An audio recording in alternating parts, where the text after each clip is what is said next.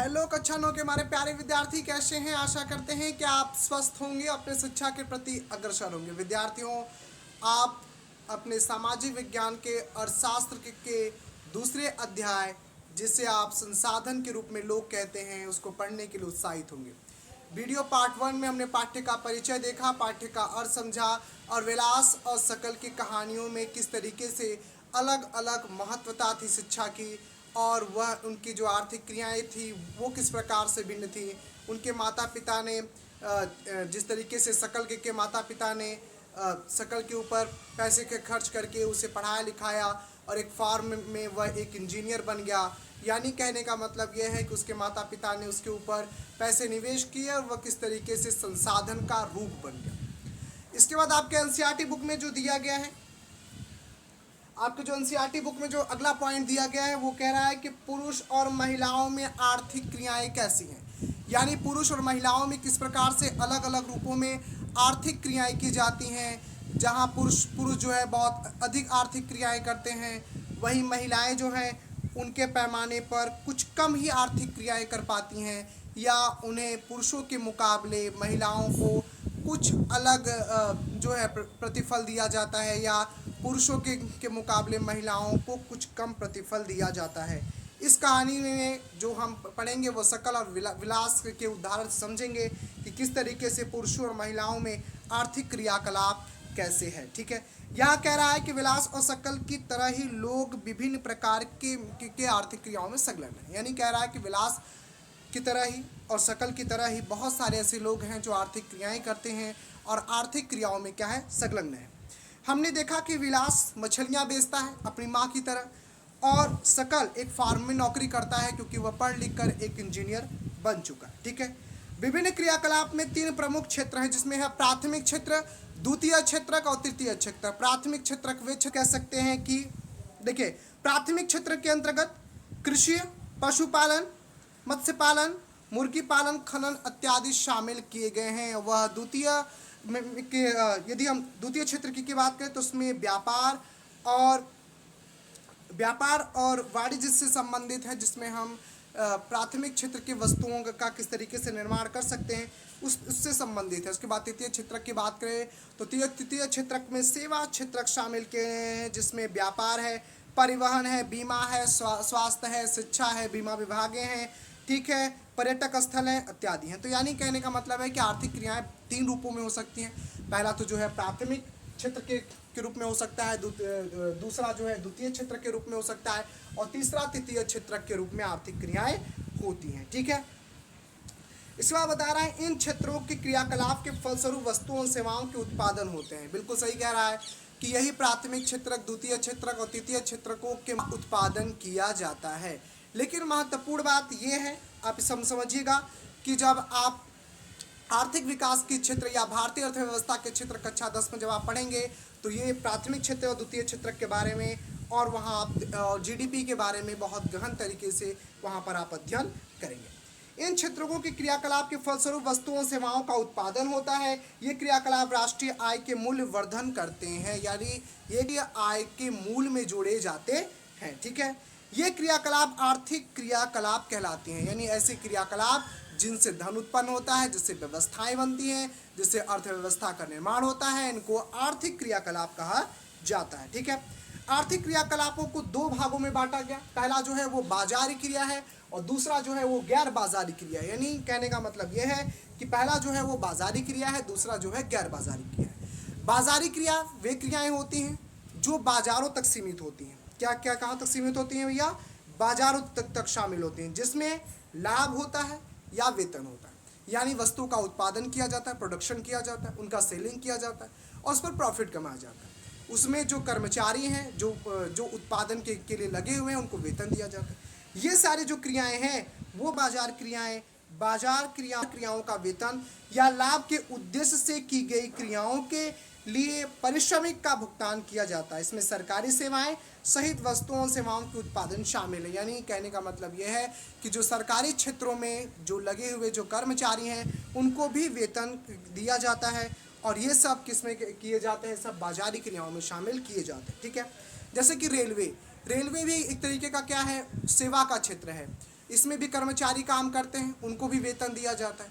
तो ये सब क्रियाएं किसमें हैं? सेवा के क्षेत्र में है, लेकिन ये सब एक बाजारी आर्थिक क्रियाओं के अंतर्गत आती हैं। लेकिन गैर बाजारी क्रियाओं में, जैसे कि गैर बाजारी क्रियाओं का अभिप्राय स्वयं उपभोग के लिए उत्पादन है। यानी गैर बाजारी क्रियाएं वे क्रियाएं होती हैं जिनमें वस्तु का उत्पादन किसी आर्थिक धन के लिए नहीं, अपितु किसके लिए उत्पादन किया जाता है? स्वयं उपभोग के लिए उत्पादन किया जाता है। क्या कर सकते हैं? प्राथमिक उत्पादन करते हैं। प्राथमिक उत्पादन अत्याधिक किसके लिए होता है? स्वयं उपभोग के लिए होता है। अधिकतम किसान जो है परिवार के उपभोग के लिए ही क्या करते हैं?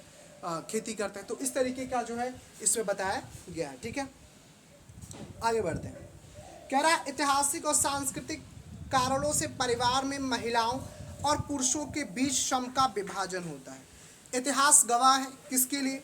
ऐतिहासिक और सांस्कृतिक कारणों से परिवार में कई तरीके के बदलाव हैं। किस तरीके से? आर्थिक क्रियाओं में, यानी महिलाओं और पुरुषों में ऐतिहासिक और सांस्कृतिक रूप में महिलाओं और पुरुषों में आर्थिक रूप से विभाजन किया गया है, यानी आर्थिक क्रियाओं में विभाजन किया गया है। और ये आर्थिक क्रियाएं श्रम से संबंधित है, काम से संबंधित है, श्रम से संबंधित। ठीक है, आमतौर पर महिलाएं घर में कामकाज करती हैं या करती हुई दिखाई देती हैं।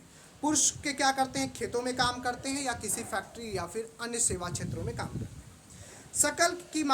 सकल की जो माँ है वह जो शीला है वह भी खाना पकाती है, बर्तन साफ करती है, कपड़े धोती है, घर की सफाई करती है, यानी एक तरीके की हाउस वाइफ है, घर का जो है काम करती है, गृहिणी है। ठीक है, और अपने बच्चों का देखभाल करती है।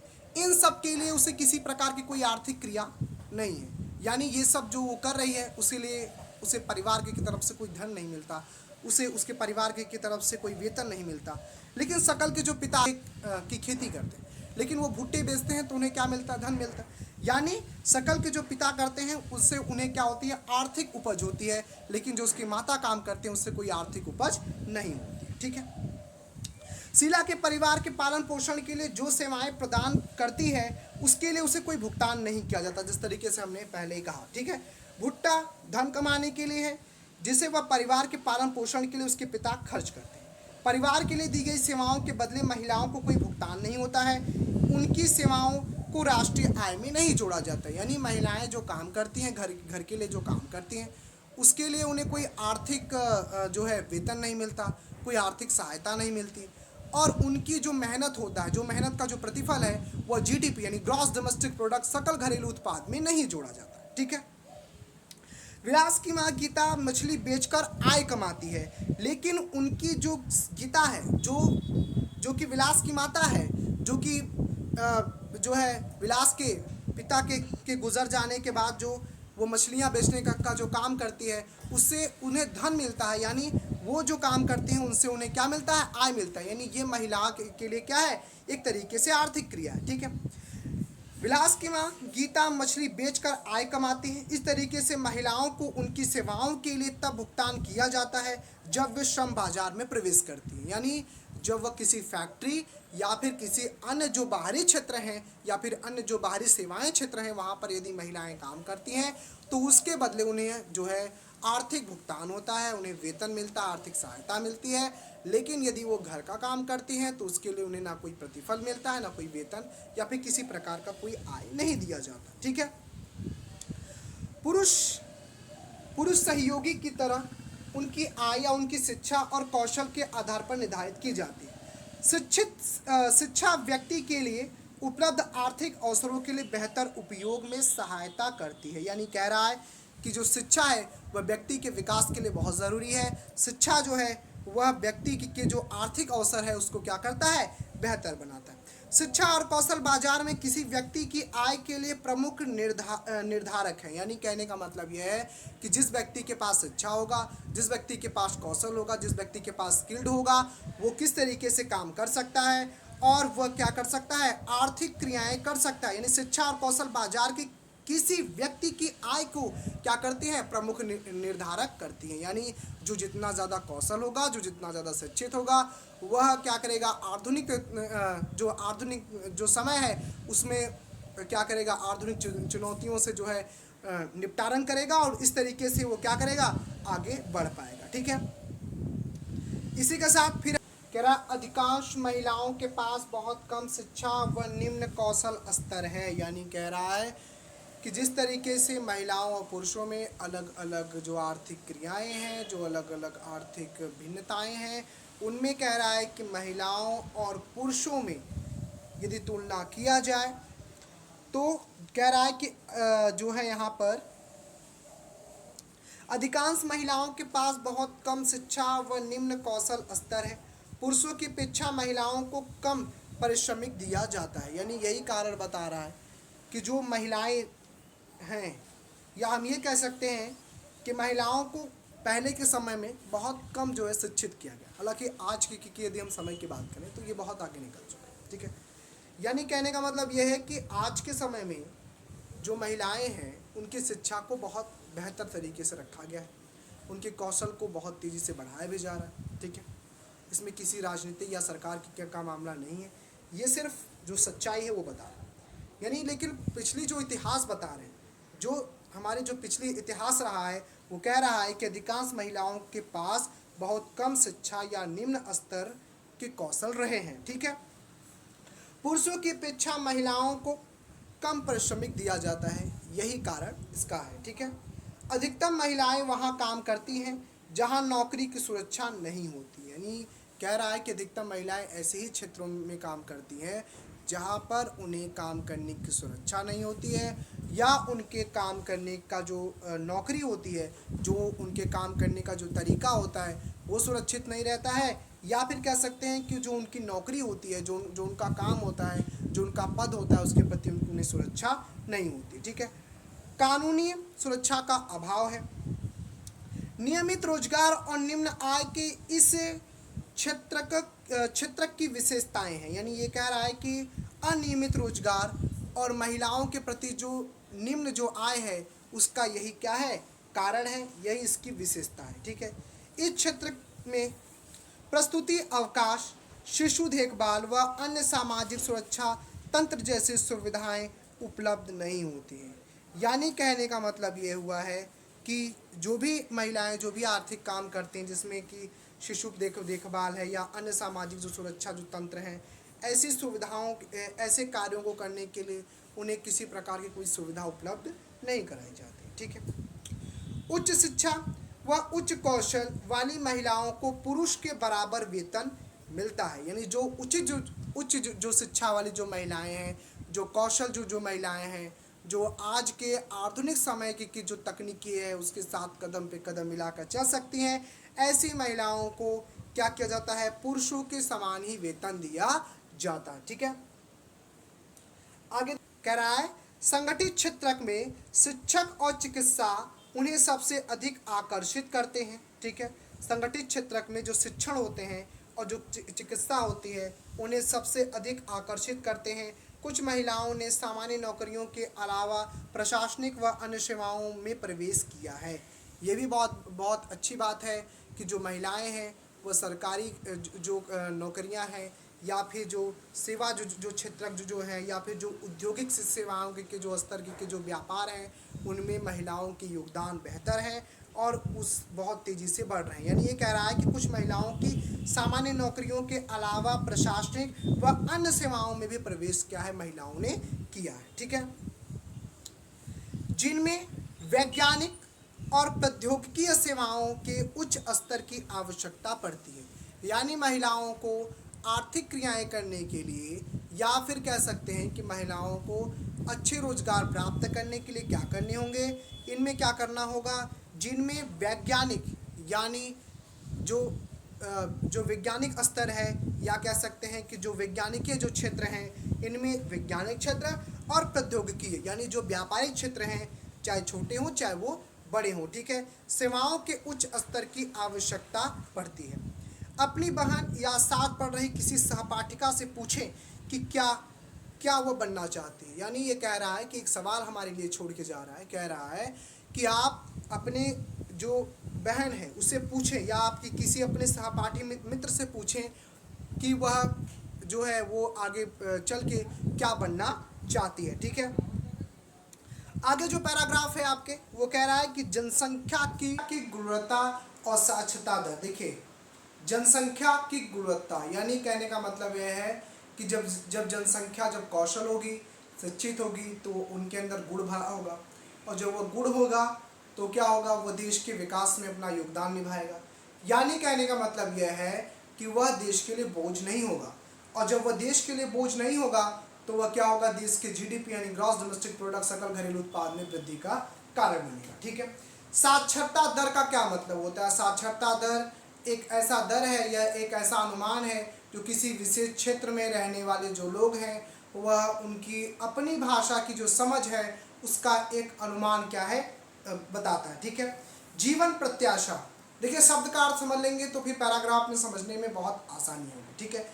जीवन प्रत्याशा का क्या मतलब होता है? जीवन प्रत्याशा का मतलब यह होता है, यह एक ऐसा अनुमान मात्र है जिनमें एक विशेष वर्ष के बाद जो व्यक्ति है वह अपने जीवन के प्रति कितना क्या है, अग्रसर है, यानी वह अभी कितने उम्र तक जीने के प्रति ललायित है, वह कितने साल तक जीना चाहता है, उसका जो व्यवहार है वो कैसा है, उसका पालन पोषण कैसे हो रहा है।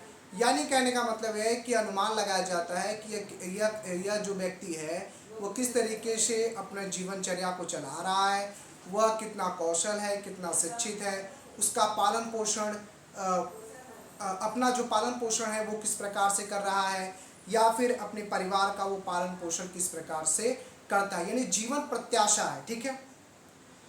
कह रहा है कि जनसंख्या की गुणवत्ता, साक्षरता दर जीवन प्रत्याशा में निरूपित व्यक्तियों के स्वास्थ्य और देश के लोगों द्वारा प्राप्त कौशल निर्माण पर निर्भर करती है। यानी जीने की जो आशा है, जो भाषा को सीखने की जो चाह है, वह किस पर निर्भर करता है, वह स्वास्थ्य पर निर्भर करता है, और देश के लोगों के द्वारा जो प्राप्त कौशल है उसके निर्माण पर निर्भर करती है। यानी कहने का मतलब यह हुआ कि जनसंख्या की गुणवत्ता, साक्षरता दर, या फिर कह सकते हैं कि जीवन प्रत्याशा से निरूपित व्यक्तियों के जो स्वास्थ्य होते हैं, जो उनकी शिक्षा होती है, वह क्या करती है, देश के लोगों के द्वारा प्राप्त कौशल निर्माण पर निर्भर करती है। यानी व्यक्ति जिस तरीके का समाज होगा, जिस तरीके से उनका जो कौशल निर्माण होगा, उसी तरीके से उनकी जो साक्षरता दर है और जो उनका जीवन प्रत्याशा है वो उस दर में होगा। ठीक है। या कह सकते हैं कि उस हिसाब से होगा। जनसंख्या की गुणवत्ता अतः देश की समृद्धि दर निर्धारित करता है। यानी कहने का मतलब यह हुआ कि जनसंख्या यदि गुणवान होगा, जनसंख्या यदि गुणों से भरा होगा, शिक्षा से भरा होगा, कौशल से भरा होगा, तो वह जनसंख्या देश के विकास में, देश की समृद्धि में क्या होगा, सहयोग करेगा। यानी कह रहा है कि जनसंख्या की गुणवत्ता अंततः देश की समृद्धि दर को निर्धारित करती, जिस तरीके से आपकी स्क्रीन पर नजर आ रहा होगा। ठीक है। साक्षर और स्वस्थ जनसंख्या। ठीक है। आगे देखिए क्या कह रहा है। कह रहा है जनसंख्या की गुणवत्ता अतः देश की समृद्धि दर को निर्धारित करती है। साक्षर और स्वस्थ जनसंख्या संपत्तियां होती हैं। यानी यदि देश के लोग स्वस्थ हैं, शिक्षित हैं, कौशलवान हैं, उनके अंदर साक्षरता है, यानी कहने का मतलब यह है कि उनकी जो जीवन शैली है वो बेहतर है, साक्षरता बेहतर है, साक्षर है, वो किसी चीज़ को समझने में और सीखने में सक्षम है। तो इस तरीके से एक अच्छा साक्षर और अच्छा स्वास्थ्य, जो देश के जो लोग हैं उनका अच्छा स्वास्थ्य देश की क्या है, संपत्ति है। यानी जान है तो जहान है। यानी कहने का मतलब यह हुआ कि मानव ही सबसे बड़ी संपत्ति है। यदि मानव नहीं होगा तो चाहे घर हो, गाड़ी हो, बंगले हो, या अन्य जो भी भौतिकी या जो भी संपत्तियां हैं वह सब क्या होंगी, अर्थविहीन होंगी। यानी कहने का मतलब यह है कि उनके रहने का कोई अर्थ नहीं होगा। ठीक है। अब हम आगे शिक्षा, स्वास्थ्य और बेरोजगारी, यानी शिक्षा, स्वास्थ्य और बेरोजगारी, इस बुक के इन 3 पॉइंट को कवर करेंगे और इसी के साथ आपका चैप्टर समाप्त।